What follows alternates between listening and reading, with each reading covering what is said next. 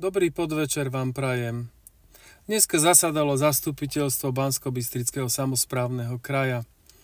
Prinášam vám opäť ako minulé highlighty. Schválili sme rozpočet na rok 2024, ktorý má objem 342 miliónov. Pre porovnanie rozpočet pre rok 2023 mal objem 432 miliónov eur. Ako druhý highlight schválili sme vymenovanie nového hlavného kontrolóra, ktorým sa stal pán Jaroslav Hazlinger.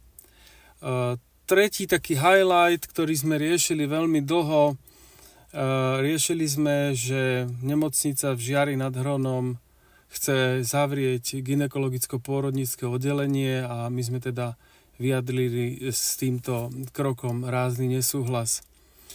A čo sa týka agendy mojej komisie, tak nepodarilo sa schváliť zmeny a doplnky číslo 5 územného plánu, pretože dodnes nemáme od Úradu pre územné plánovanie súhlas cez paragraf 25 stavebného zákona.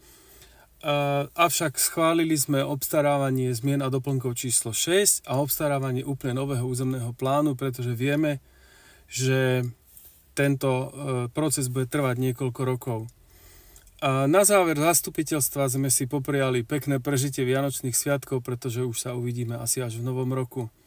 Tak vám prajem pekný večer a dovidenia, do počutia opäť na budúce.